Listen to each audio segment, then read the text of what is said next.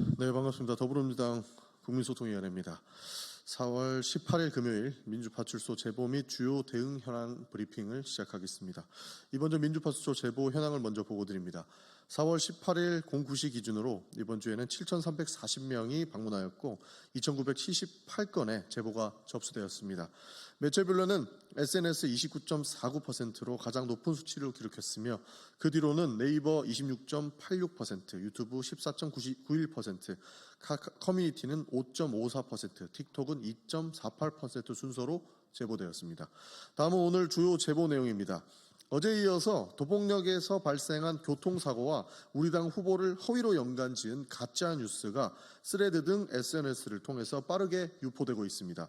4월 15일 여러 온라인 커뮤니티를 통해서 소름 돋는 도봉역 벤츠 사건이라는 제목으로 현장 영상이 게시되었고 해당 영상에는 도봉역 인근 도로에서 흰색 차량이 경찰차를 포함한 여러 차량을 밀치며 도주하는 장면이 담겨 있었습니다.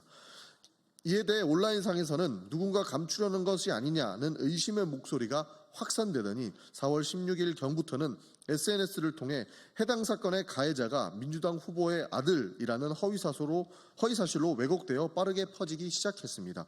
하지만 이 부분은 명백한 허위사실로 이재명 경선 캠프에서도 해당 내용을 대해 고발을 마쳤으며 우리 위원회 또한 해당 허위사실에 대해 단호하고 강력하게 대응할 것임을 밝힙니다. 또한 경찰과 민주당이 공모하여 총선 결과를 조작하고 이태원 참사를 일으켰다는 음모론이 유포되고 있다는 제보가 있었습니다. 4월 17일 여러 온라인 커뮤니티에 윤석열을 탄핵시킨 이재명의 개딸이 경찰청 정보과 형사들이다라며 더불어민주당이 공모하여 총선을 조작하고 이태원 참사를 일으켰다는 등의 근거 없는 음모론을 유포하고 있다는 제보가 다수 접수되었습니다.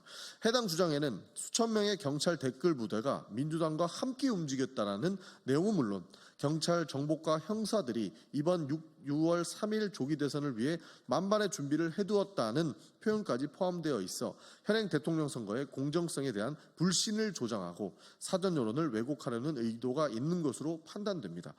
이번 주 제보 내용을 간략히 보도드리겠습니다. 첫 번째, 민주당 인사들에 대한 살해 선동 및 민주당 경선 후보에 대한 허위사실 유포 등이 이어졌습니다. 특히 윤석열을 사랑하는 모임이라는 이름의 페이스북 그룹에서 익명의 이용자가 모두 집에 있는 식칼과 둔기를 준비하여 국회의사당 앞에 모여 더불어공산당 국회의원들을 죽이자는 극단적인 표현을 담은 글을 게시한 것으로 나타났습니다. 둘째, 윤어게인 운동이 온라인 선동을 넘어 실제 행동으로 이어진다는 제보가 다수 보고되었습니다. 페이스북 커뮤니티, 카카오톡 오픈 채팅방 등 다양한 플랫폼에서는 윤석열 대통령 사기 탄핵에 국민 저항권을 발동하자 전화 서명 400만 돌파, 1,000만 명이 모이면 국민현명이 완성된다는 등 구체적인 행동을 촉구하는 내용이 유포되었습니다. 또한 윤어게인 운동과 부정선거 음모론을 결합한 새로운 형태의 허위 정보 유통 정황도 확인되고 있습니다. 마지막으로 부정선거 방지를 위한 선거감시단 모집 등 부정선거를 여전히 맹신하며 부정선거 음모론이 유포되고 있다는 제보가 있습니다. 일부 SNS에서는 윤 대통령 지지율이 70%였는데 0.7%로 간신히 이겼다며 허위사실을 주장하는 글이 확산되고 있습니다. 특히 트위터에서는 개표 중단을 시키고 선관위에 물리적으로 대응해야 한다며 2030 세대를 중심으로 한 부정선거 부패 방지대 모집 글까지 등장하고 있습니다.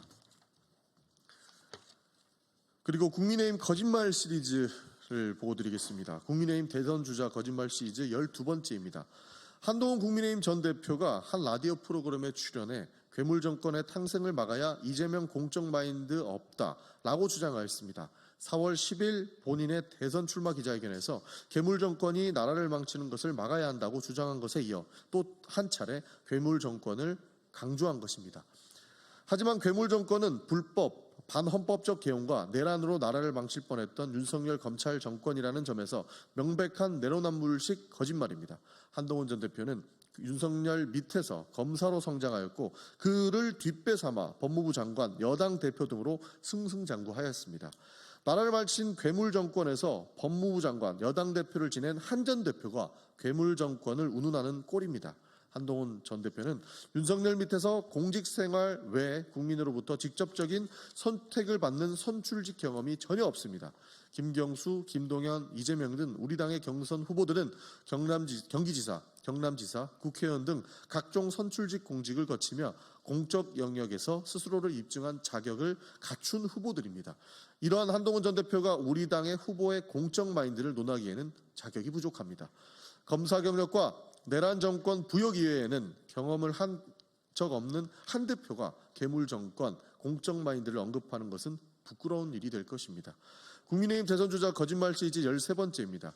홍준표 전 대구시장이 4월 17일 기자들과의 대화에서 도널드 트럼프 미국 대통령과 자신이 닮았다고 하던데 둘 다 범죄자 정치인, 여자를 건드리고 한 사람은 돈을 줬고 이 후보는 무상련을 했다 주장했습니다. 여자를 건드리고 한 사람은 돈을 줬고라고 하는 부분은 트럼프 대통령을 지칭한 것으로 볼 수 있습니다. 트럼프 미국 대통령의 해당 의혹은 아직 재판 중이므로 혐의가 확정되지 않았고 이재명 후보에 대한 관한 발언은 상대할 필요조차 없는 명백한 거짓말이므로 홍준표 전 시장의 발언은 진실이라고는 하나도 없는 허위사실 유포이자 거짓말입니다. 또한 해당 발언은 우리 당 경선 후보에 대한 악질적인 흠집내기를 넘어 본인의 정치적인 목적을 위해 우리나라의 가장 중요한 외교 상대국 중 하나인 미국의 현직 대통령 추문까지 들먹인 최악의 매국 행태이기도 합니다. 홍준표 후보는 미국, 중국, 일본, 러시아 등 주요 국가의 외교 안보 이슈를 세밀하게 조율하고 다뤄야 할 대통령이 되시겠다고 하면서 주요국 정상에 대해 외교 관계를 파탈낼 만한 거칠기 짝이 없는 언사를 하고 있는 것입니다. 특히 미국과는 통상 이슈, 주한미군 주둔 분담금 등 차기 정부에서 협상해야 할 내용이 차고 넘치고 있는 상태입니다. 책임 있는 정치인이라면 외교 관계에서 영향을 미칠 수 있는 경솔한 언동은 조심해야 합니다. 언제까지 홍준표 후보가 물가에 내놓은 아이처럼 행동할지 걱정입니다. 다음은 주요 대응 현황을 말씀드리겠습니다. 주요 대응 현황은 김동아 허위조작 감시단의 단장님께서 말씀해 주시겠습니다.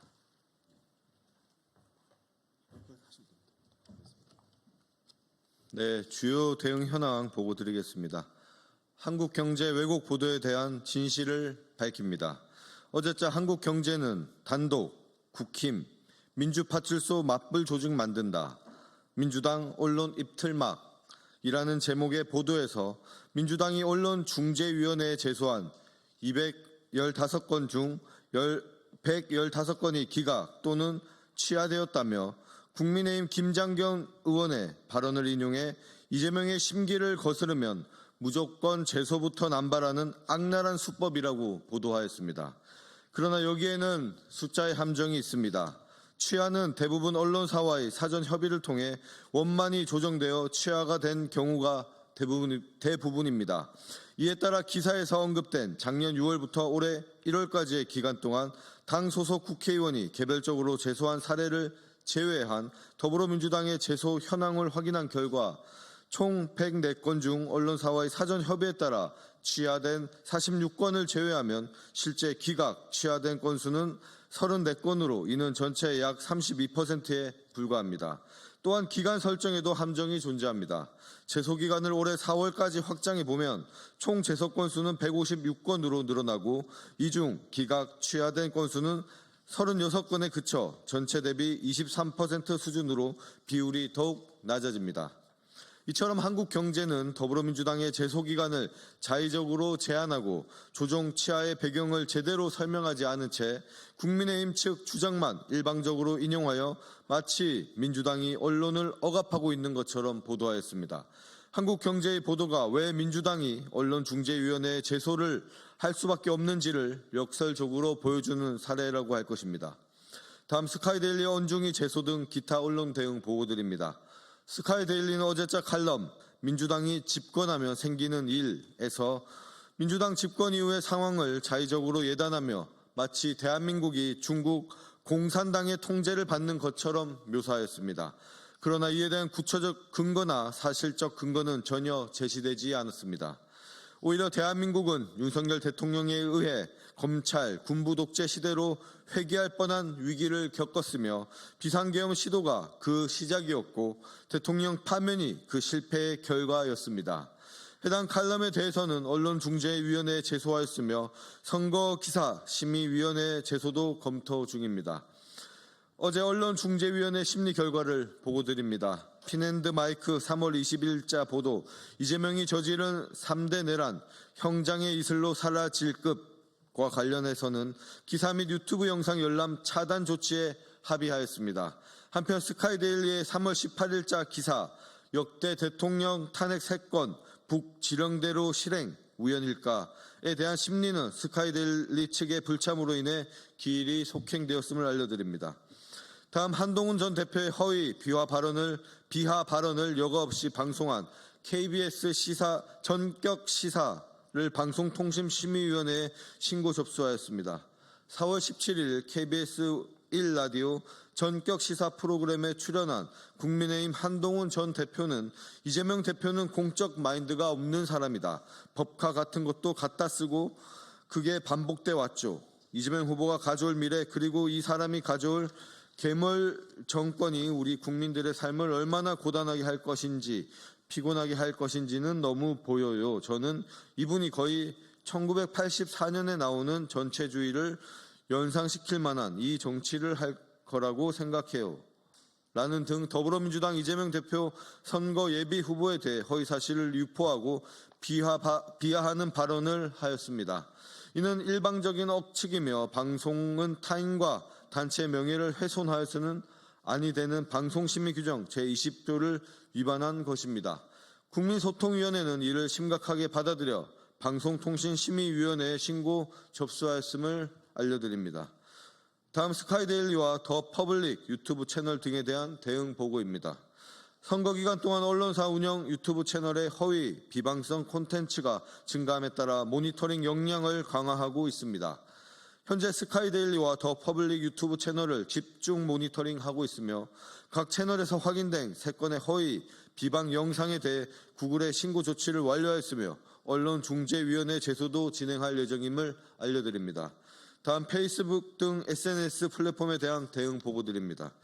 이재명 응원합니다 라는 명칭의 페이스북 계정은 겉보기에는 이재명 후보를 지지하는 계정처럼 보였으나 실제로는 이 후보를 비방하는 콘텐츠를 다수 게시해온 것으로 확인되었습니다.